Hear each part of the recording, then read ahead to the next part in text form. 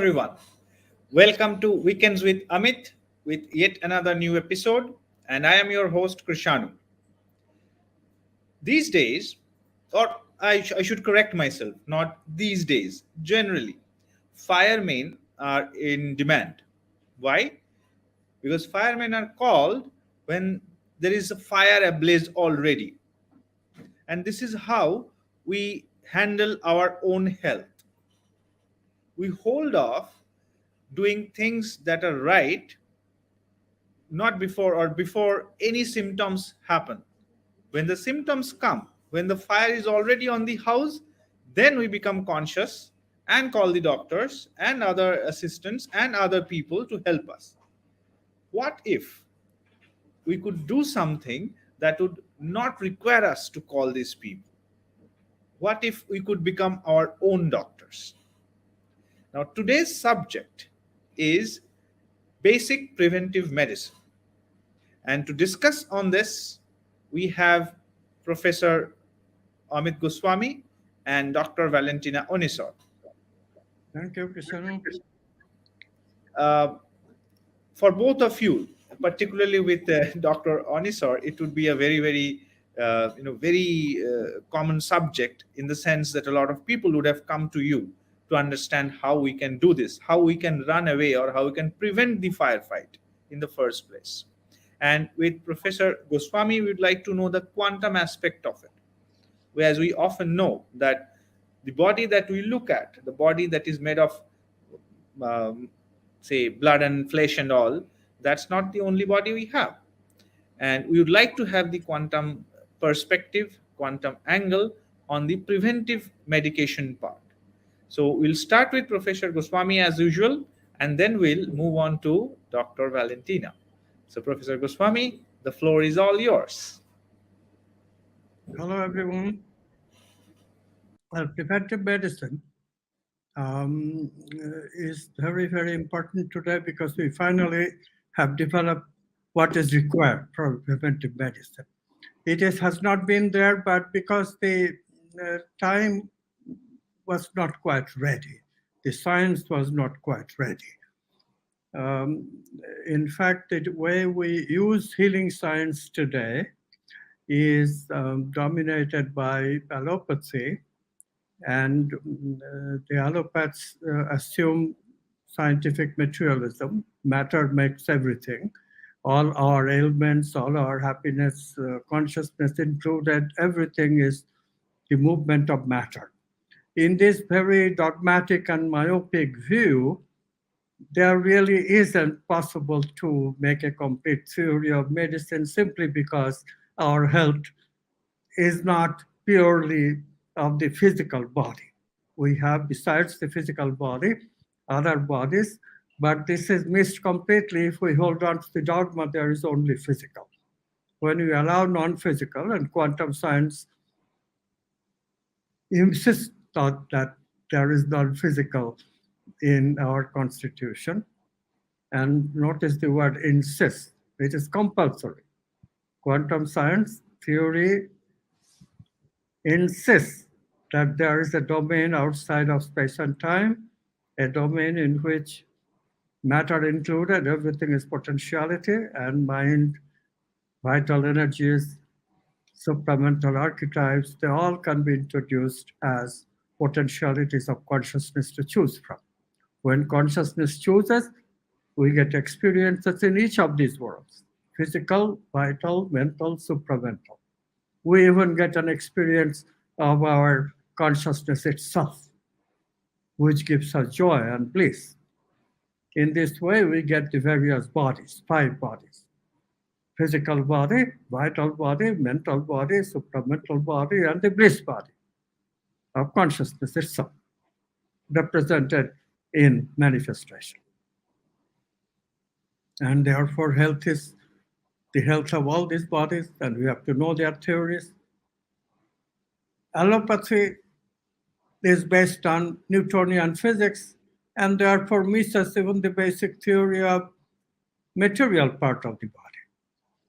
It cannot really deal with it,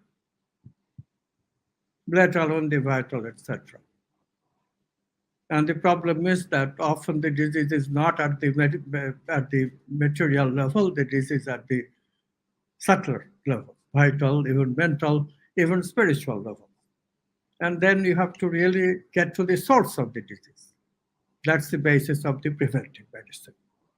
But again, remember that allopathy is a very young science, although the ideas, original ideas, have existed, but they really were quackery. It was not really any substance in the medicine that was practiced.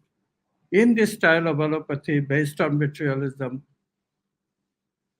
not completely though, but whatever they had in material terms or any terms, most of it is nonsense. So material science made an improvement by introducing germ theory, introducing hygiene, introducing and discovering antibiotic medicines, and of course, tremendous improvement of surgery and knowledge of anatomy and physiology. Those things have to be added. Credit has to be due. But this is all experiment based. This is called evidence based medicine. Except for germ theory, it has no theories. And now we have a complete theory. We have complete theory of all the five bodies. And therefore, we can talk about preventive medicine because we have the theory. And when Krishanu introduced the subject, he was slightly too optimistic. If you want to use preventive medicine, you will need to learn the theory. And it is better for you to not bear the responsibility completely. So we completely suggest, fully suggest, that you work it out with the help of a medicine practitioner. But the main thing about preventive medicine is responsibility got to be yours. It's your health, for God's sake. In materialist science, we don't recognize it because we are just machines. We cannot talk about our health except like a motor car's health. And when the motor car goes awry, then only we go to the service station. But our human body is not like that. We are not machines. We could be sensitive to what is going on, even before it goes awry, because it is a fact, as homeopathy has taught us for a long time, as Ayurveda has taught us for a long time. It is a fact that subtle symptoms appear long before the physical symptoms that today's doctors recognize one and only. They are the only symptoms for them. Psychologists recognize some of the psychological symptoms, but psychology is practiced by mental health practitioners, and the two never talks much. So in this way, the physical aspects of medicine, which is the last stage of the disease, that gets all the attention, and that is where the people who have it, they become most aware because it is physically painful and it is physically recognizable not only by others but you, and therefore you take care of it. And the psychology of today's whole culture is such that we postpone everything that requires our responsibility, our sensitivity, our doing something about our health. It is so interesting. We want everything, but we don't want to take responsibility for it. We don't want to do anything about it. We want it like swallowing a pill. And of course, the big pharma caters to that and makes billions of dollars of you, and often at your cost, because the price you pay is serious. Old age has deteriorated so much. We live longer today, but we don't have any quality of life beyond the age of 50. At previous ages, people didn't live very much beyond 60 or 70. But as Valentina says, they probably had in their entire life just one disease from which they would die. But today, Today, getting old is no fun. Getting old is no fun, no quality of life. Symptom after symptom, disease after disease, the cure, medicine itself produced more side effect, eventually more disease, and you die a death of total indignity, and often you don't even have a memory for it. Alzheimer, dementia. So if you want not to live like that, you've got to take responsibility. You've got to learn some of the aspects of what health means. And these principles are quite simple. If you know those principles, and if you know that we have five bodies to take care of, and if you know the basic nutrition, which consists not only of food, not only of vital energies, massages, vital practices, meditation, but also some knowledge of what is involved. And you will see that a dynamism consisting of both conditioning and creativity is involved. Most important thing you will see, I will let Valentina elaborate on all these things. Most important things that you will see is that we have built-in negativity in the brain because of no fault of ours, just that an animal ancestry, evolution has given those to us. But the correctional mechanism is there in our consciousness as potentialities. So we can change the brain. We can also change the physiology of the body. And if you are aware of it, you will find that it's a dynamic balance, and that's what you have to learn to maintain. It is best to take guidance because the theory is not entirely simple. The practices that you need to do require some training. And of course, somebody who has traveled the path, and this requires the training of a new bunch of physicians who actually walk that talk. They themselves must use preventive medicine. They must themselves be devoted to achieving wholeness. That's an archetype represented in our health. If we are healthy, that means we are good representations of the archetype of wholeness. If our health goes awry, that means we are full of conflicts. We are no longer whole. So how to re-achieve the wholeness is the job of the physician. But the physician must be aware and be able to do it himself.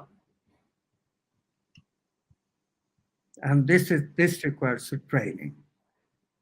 You hear today's doctors often talk about empathy, but they don't even understand it because empathy understanding requires quantum physics, requires the quantum concept of non-locality, signal-less communication, requires even more intimate relationship that we call tangled hierarchy.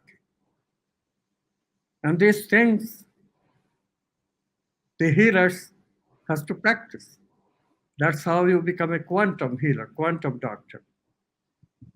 Today's doctors are a sad imitation of what a healer has to do, what a healer has to learn, what a healer must practice.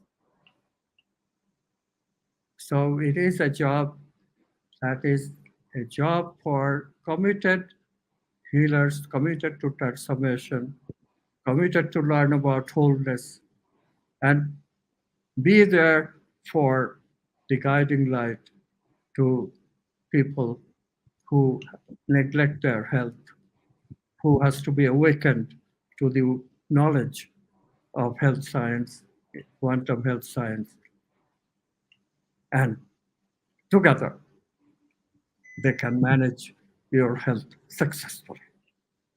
For more details, let's go to Valentina. Hi, everybody. Yeah, Amit, hearing you talking, it just raised some kind of revelations inside of me.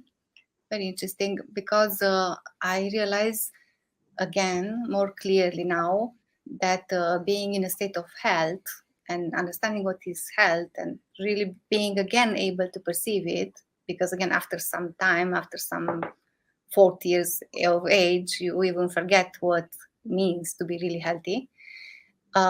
It's a state of being very rich, actually, and then if you go back to how we describe the archetypes, and we start with explaining why the archetype of abundance has to be approached until we reach a certain levels in abundance. That means approaching abundance for all the levels of our being.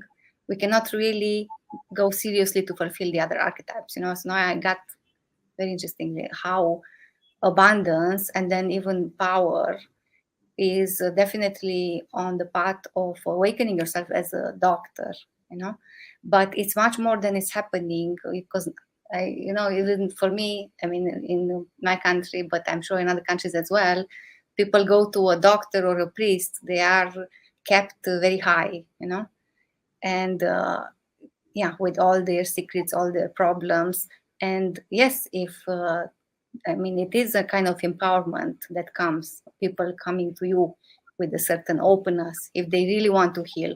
So many people just go to a doctor or a priest in that way without a real intention of healing. They just want, take this pain away, But behind any kind of pain or something that is torturing us in any way or a sufferance, there's a deep, deep message of transformation. And even in this period, you see around you how many people, even due to anxiety, they are just ending up very quickly in a miserable state. Not just their brain is affected, but eventually all kind of diseases which were in a potential state already existing in their being, they are coming up, springing up, It's kind of, even the lies in the society, they are coming up. So what I see in this period is that many stagnant diseases that were not looked upon seriously, they are coming up now for many, many people. I know personally many of such people. And then the question is now, do you really want to heal or not? Sometimes such a question really comes with this message, yes or not. And if not, okay, exit, next chance, another incarnation. But and also it's the same with what's happening now in this crisis situation. Crisis is an opportunity, and the same. So a disease or a sufferance is a great, great opportunity of transformation. So transformation and healing, and obviously this archetype of wholeness, go hand in hand. Yeah, and it's a lot to talk about this preventive medicine. It's a beautiful subject, and I heard first about it a lot from my father. He was specialized in many of the area in preventive medicine. And then later on, I discovered myself. And then when quantum science came in my life, then it was much more and things came in place. And we are in the process of publishing now a book on this subject. So it's by the end of the year will be published with Amit. And so to put it in an idea, preventive medicine is around this idea that it's much better to prevent than to heal. Just meditate on that. So it's much easier to prevent something than to heal it, when it's late. And not too late. So it's never too late, by the way. Until the last moment is really never too late. And nowadays we kind of lost, especially due to all this information processing and depending on technology and all this AI, what's coming, we lost touch with the existence of very strong prophylactic methods. Prophylaxis, it's another name for prevention, kind of, So there are, of course, many of such methods which are very strong, which can dynamize and strengthen, for example, the immune system, and allow us to fight easily with the contamination, and also offering chances to avoid all kind of contaminations, And that's why we describe about naturopathy and around the herbs. It's a lot to talk about this. Read also the article on COVID that you will find on Amit's website. I suggest really to read that because it's very interesting and gives many, many tips that can be applied not just in this situation, but in others also. So prophylaxis, again, it's exists it's, again, preventive medicine cannot really exist without a precise knowledge of the causes that, so it's about finding what is that cause. And of course, when you find out about this, the bodies, and of course also the practices to bring that state of harmony and synchrony, and then you find out, for example, how is it possible that, of course, a negative thought that you're maintaining, for example, a state of hate or revenge, that you maintain it over and over and over, and you're feeding yourself with that, which is much more than the food that you're eating. You're feeding yourself with that negative thought, so that eventually, if you don't quit maintaining that thought, thinking that that person doesn't deserve to be forgiven, for example, that will affect you very greatly, so it's a gesture of love and compassion, obviously, towards yourself, first of all, to want to get out of this kind of vicious circle that is very, very destructive. And also think about this, that there are not really diseases on the term of diseases, even if in medicine, in allopathy, you find all this name of diseases and just one name for health. Just think about it. So there exists, of course, people who are in a kind of sufferance or sickness, in a special affection, but the way a human being is experiencing a certain disease or sufferance, of course, is very different. It's individually. So the more the doctor has worked with himself or herself, the more you will be able to approach a person one-to-one. And again, the same disease or sufferance can be lived very differently, by each human being. So the nature of a human being has a proper terrain, if you want, and this makes each human to be affected by something in a specific manner, according to your resonances that you have there, according, of course, to your typologies, if in Ayurveda, and your preponderances, your patterns that are there. Of course, it's also related to the respective karma, which is again, great lessons waiting there that we have to learn in this life. And even if, for example, it's something very, very difficult, when a person is confronted with such a very difficult karma, let's say, something which is acute and is mobilizing very strongly, and maintains a state of optimism and enthusiasm and perseverance, of course, so that's very, very interesting to see how these people come out of such moment that for other people would be so difficult or impossible, and they come out of such moments really transformed. And the idea is to also not just be in this passive and inert state of waiting, so even if something manifests around you, like it's a disease around you, or even inside, in your being, something starts to manifest. And it's not about just sitting and waiting, but learning about such preventive methods that can really dynamize your being and strengthen, And so it's not about being in a state of isolation and victimization, first of all. Then, of course, for example, you have a viral infection in this case, but actually nowadays, of course, most of you, that it's also a mental infection. I'm not going to describe all this panic effect that was created and the fear and anxiety and what's happening with that.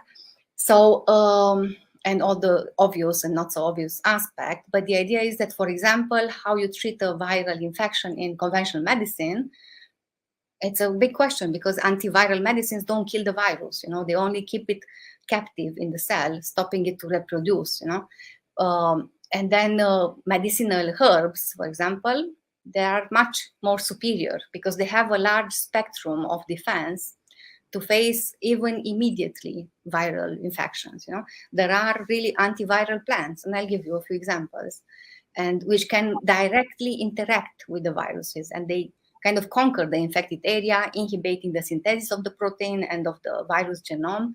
And there is research proving that plants have a complex answer against viral infections, that activates and even teaches, very interesting that, so they are teaching our bodies according to what they are interacting with, and this program of this herb is setting up in action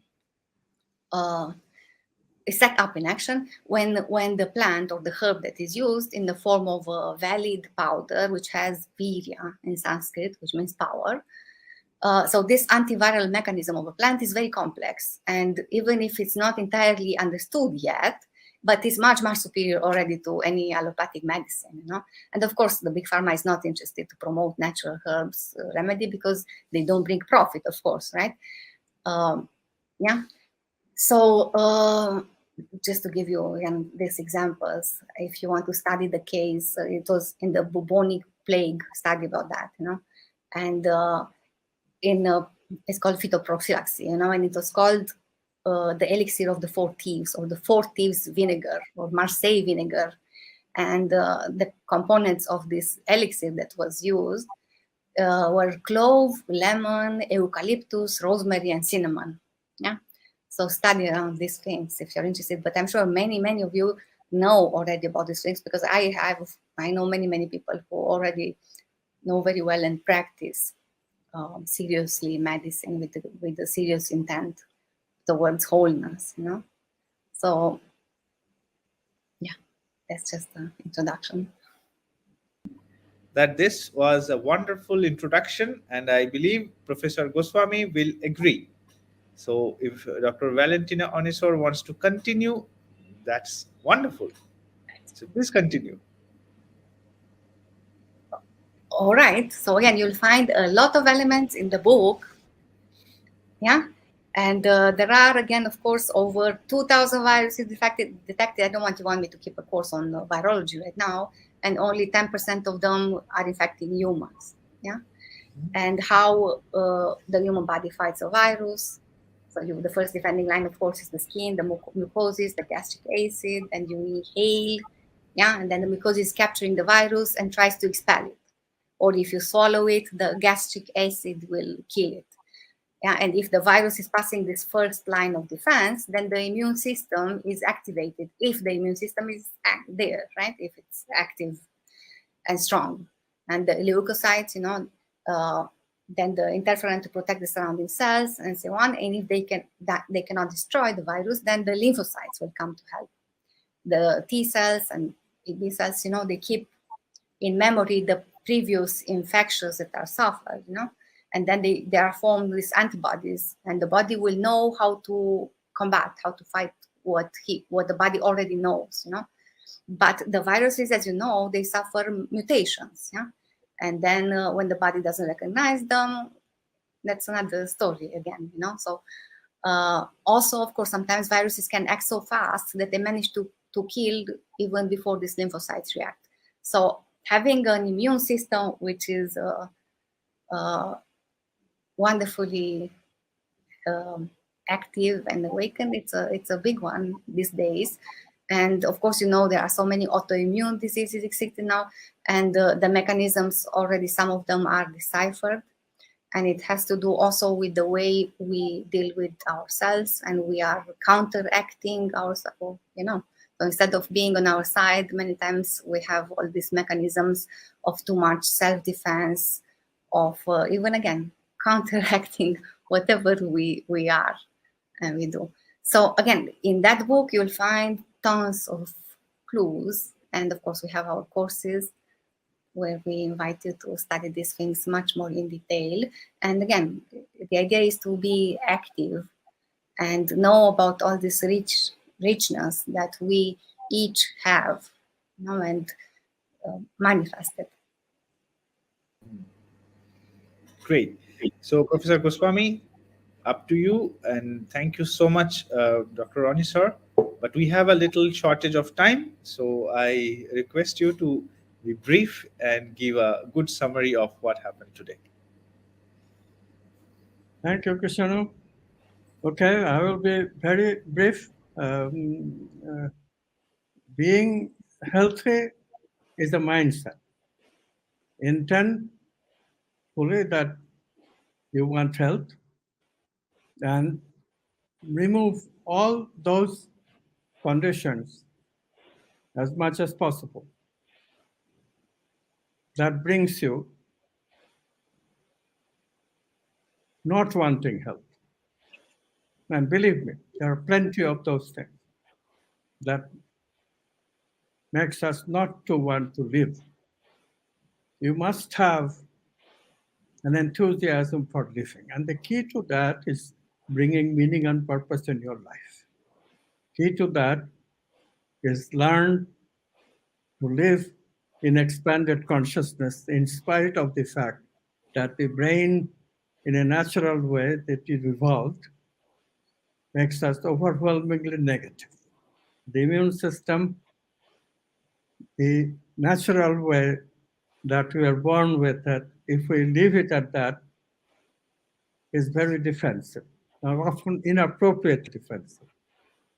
And so these two things, if you remember, that much of our negativity arouses the immune system, and the immune system becomes hyperactive and inappropriately acts. And much of our ailment is because of that. So how to prevent the immune system to act like that? You have to learn to love. You have to bring love in your life. That will bring you the positive side, the expansion of consciousness that we talk about. It will also bring the immune system to a much more healthy balance in which it will know when to act and appropriately. Why does love help the immune system to function better? Because immune system is the second most important system. Just like our brain, immune system needs rest. We give the brain the rest because if we don't, we immediately feel disjointed. Unfortunately, the immune system disjoint cannot be felt so readily, so we tend to ignore it.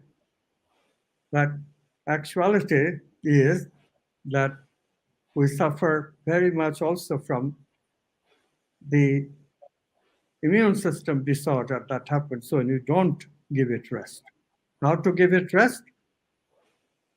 Very easy to understand. When is love? Love is when the immune system, this reaction to others that I have to defend against you, gives way to an acceptance. I suspend voluntarily my immune system, momentarily. And in that momentary rest, the heart becomes alive and becomes quantum, and the feeling associated is what we call love. As simple as that. So love is a way to give rest to the immune system, to have a healthy immune system, to find love in your life for both positive expansion of consciousness and prevent the defensiveness of the immune system that makes the immune system unhealthy and all kinds of disease that you get. Simple recipe. A little more advanced recipe is also learn about self-love that will make the navel chakra healthy, and that too is hugely helpful towards maintaining health, keep us away from the chronic disease. Most of all, do not hesitate to consult a quantum doctor who will teach you how to manage your health quite inexpensively without all these harmful pharmaceutical drugs, with simple herbs occasionally and exercises, food supplements, and a healthy attitude towards life. Thank you. Thank you so much. Thank you so much, both of you. This simple remedy could be so powerful. Actually, most of the things which are very important to us comes free. So love is one such thing. And the way it is described today in today's show, how the preventive medicine, the theory of it, and a lot can be done, as Dr. Onisar also explained about herbs. This is going to be the way forward for the most inexpensive, but yet the most potent preventive treatment. You can have more information about us on www.amitgoswami.org. And if you have any questions or comments, please write to us on info@amitgoswami.org. We'll be very happy to reply to you. Thank you so much and have a great weekend.